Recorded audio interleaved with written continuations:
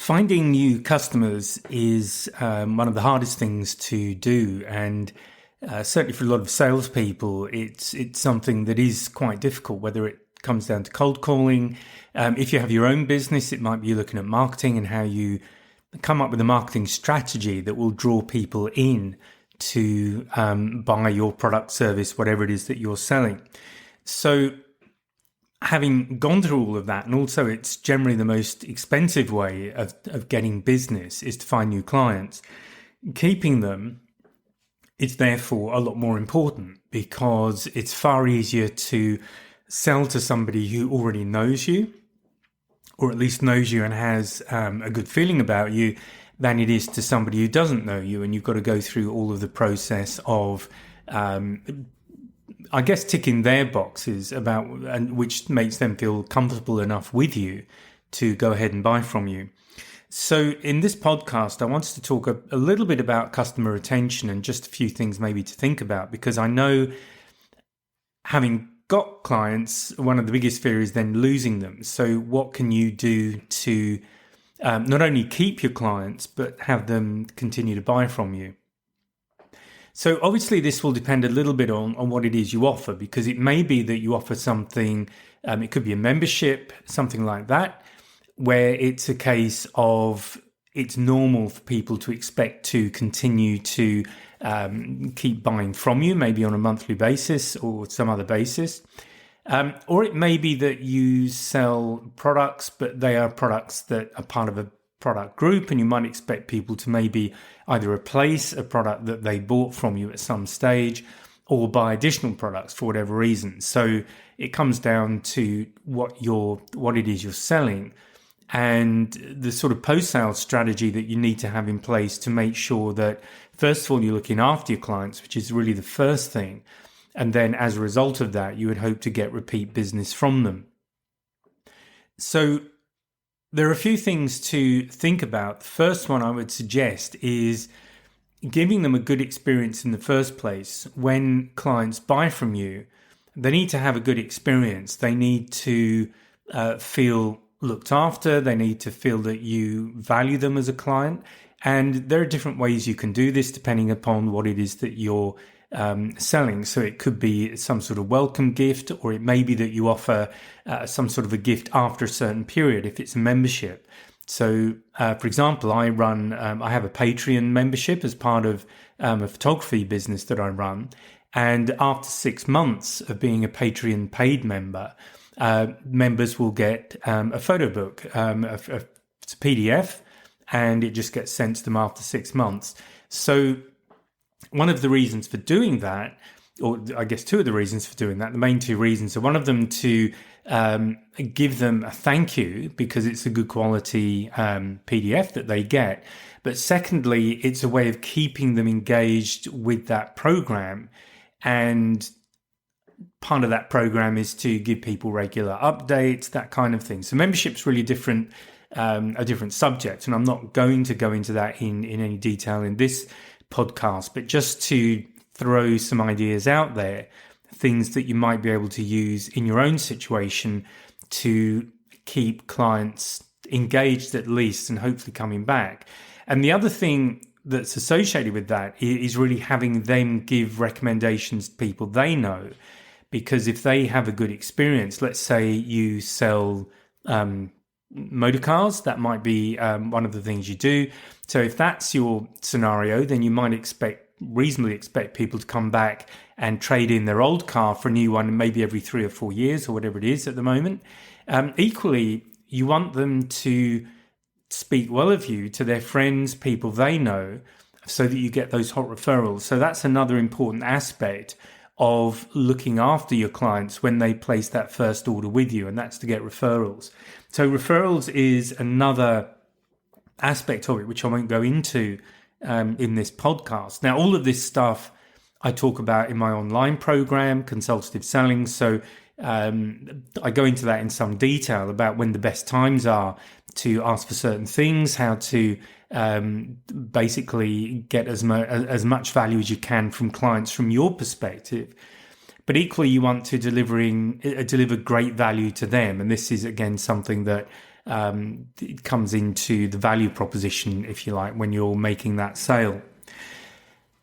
Another aspect of this, and it's something that I go into and I've spoken about in other podcasts, and it's something I go into on the course, is that certain types of people are going to be more loyal to you than other types of people.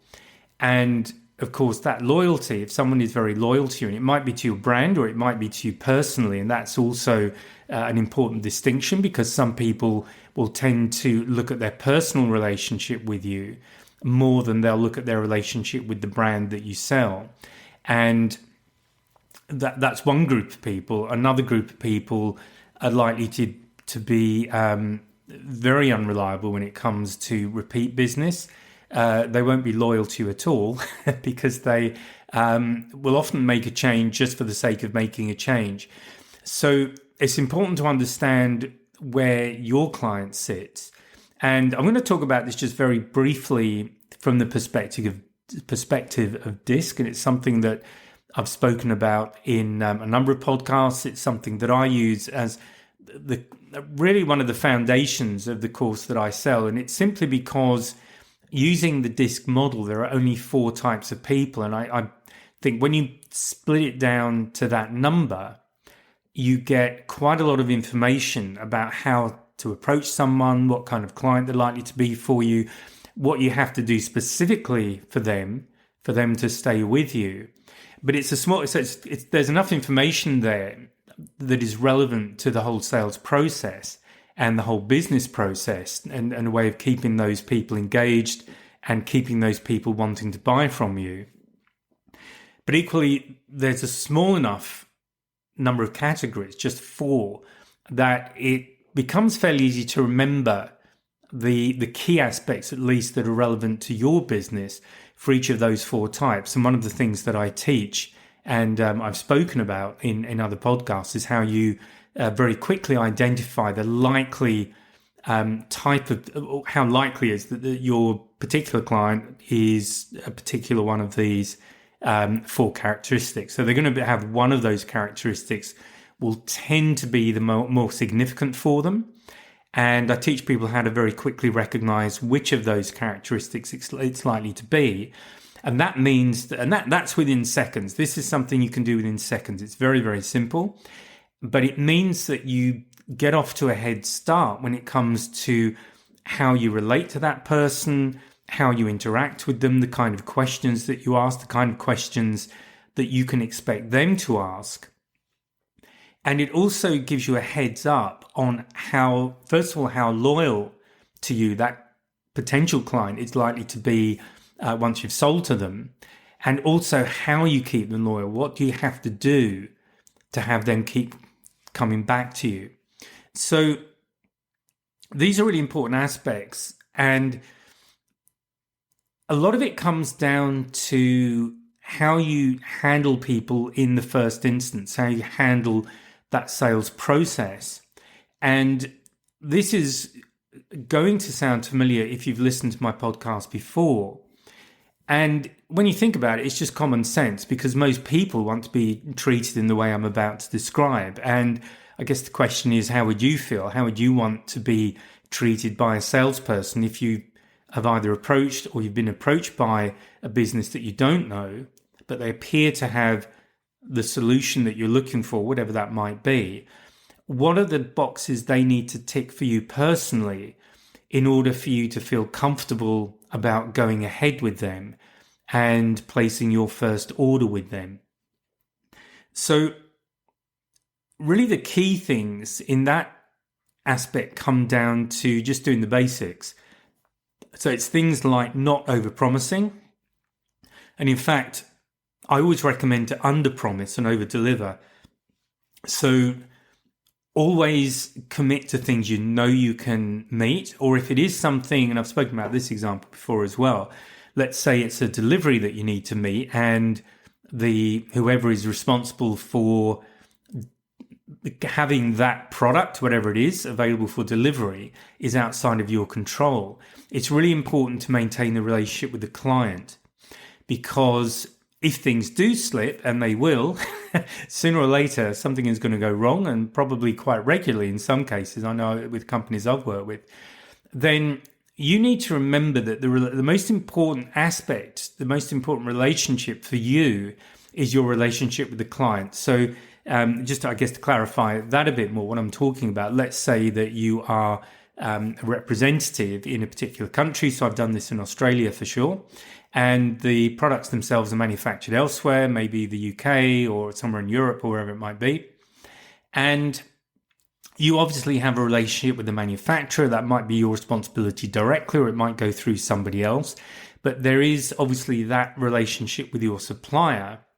And also you have the relationship with your client.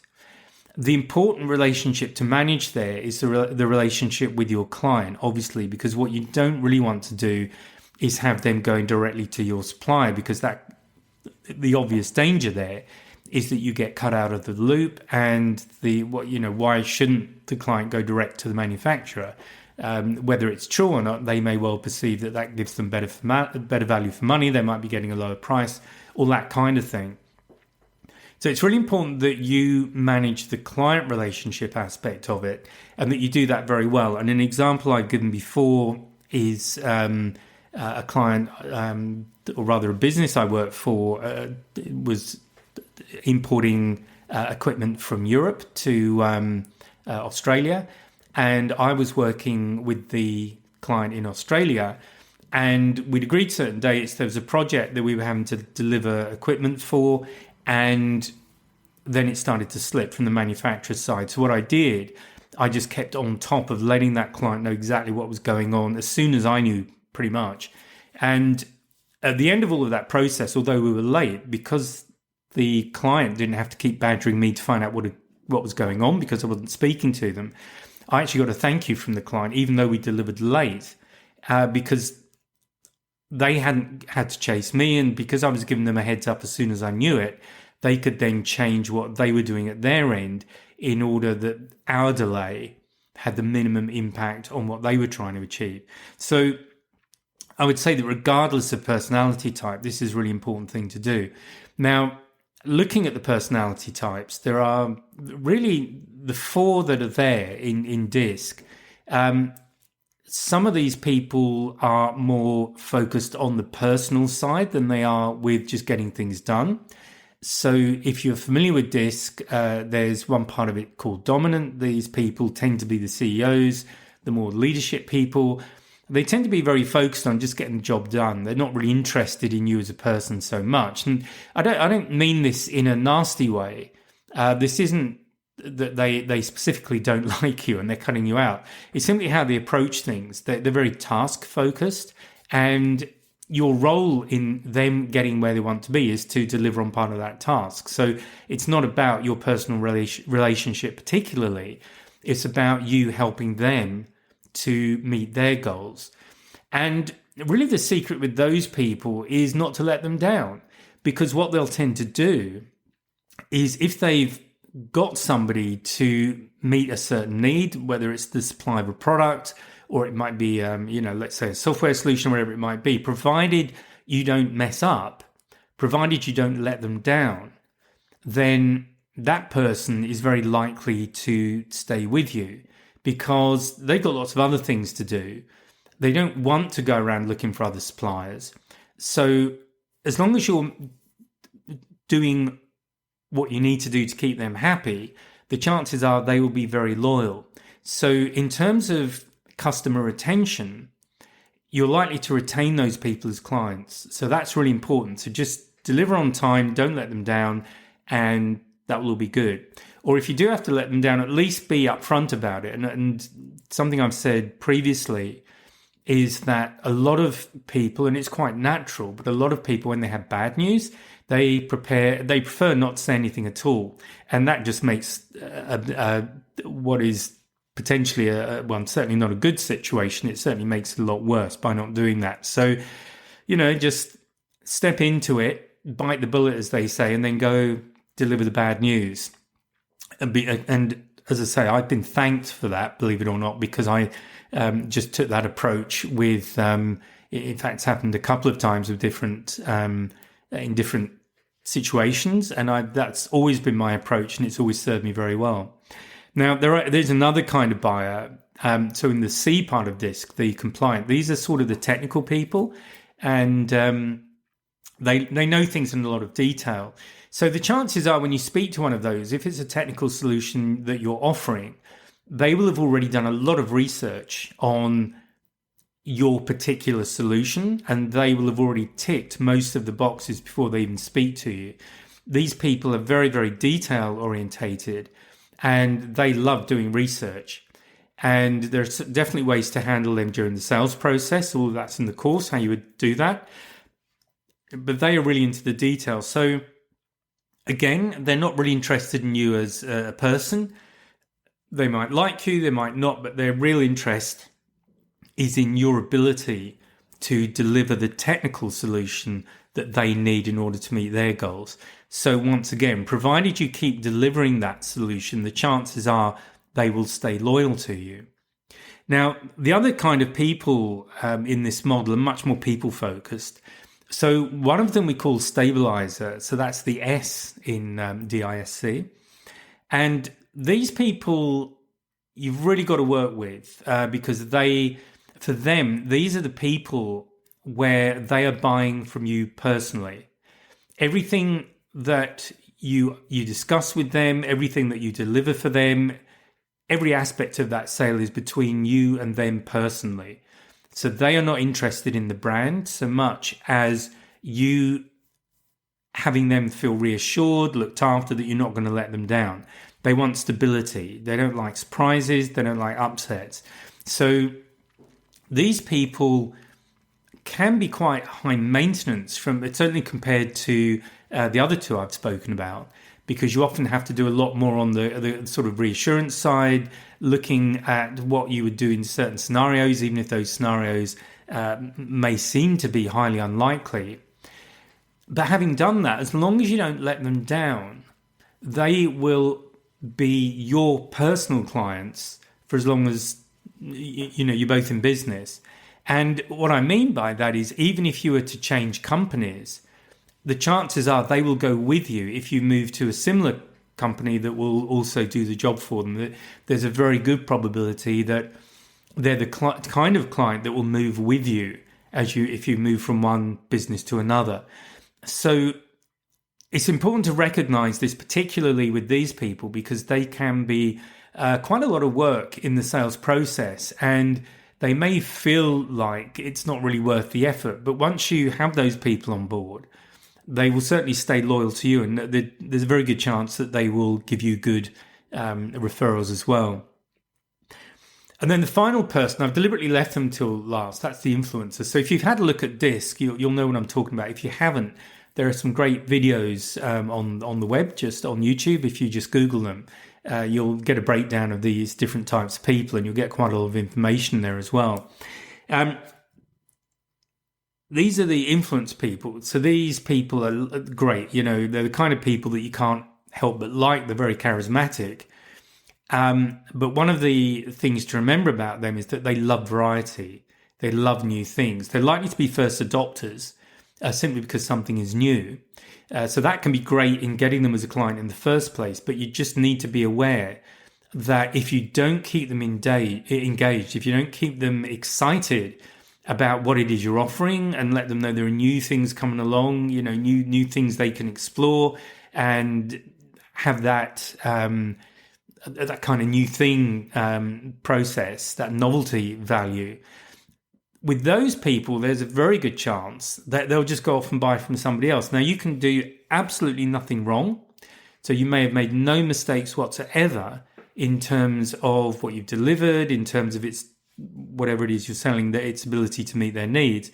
But these people will just go and change just for the sake of change.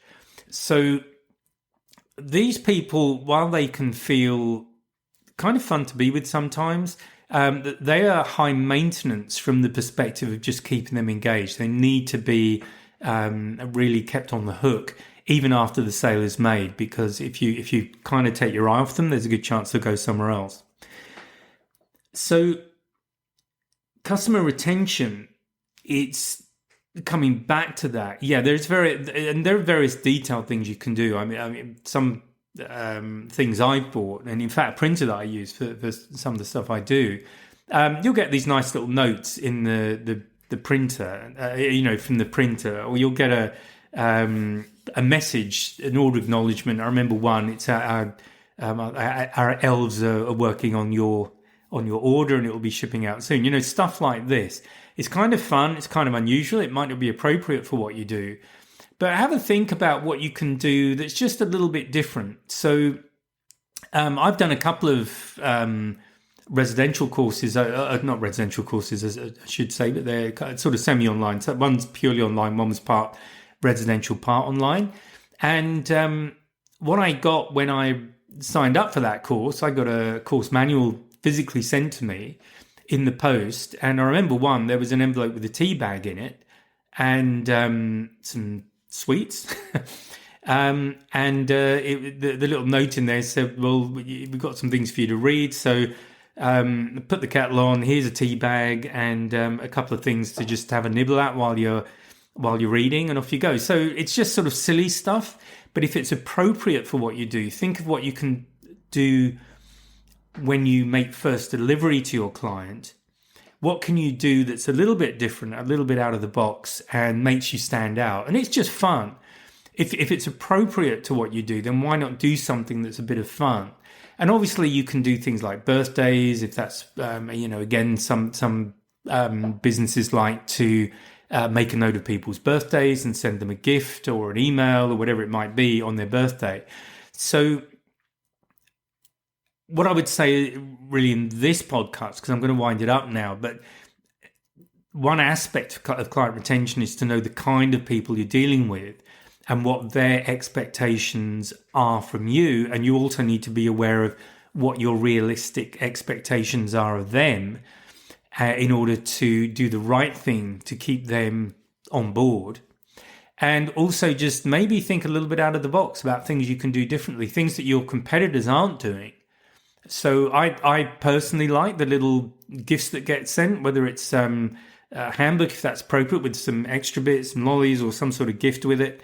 But there may be other things that this might prompt you to think about, or just Google, or the AI that we have available these days. There's lots of resources that we can tap into very quickly that just give us some ideas to help us, stand out from the crowd, have a little bit of fun.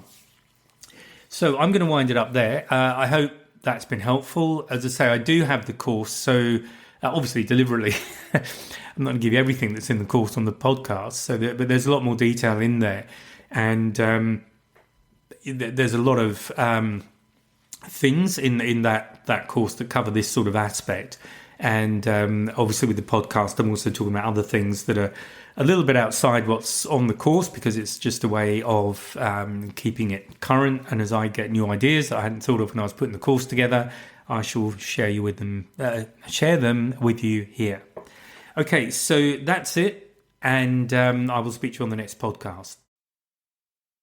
If you found this podcast useful and hopefully it's got you thinking, please sign up to my mailing list. There's a link in the description where you can just sign up and I'll keep you informed of what's going on. There's also a link to a free 1-hour webinar.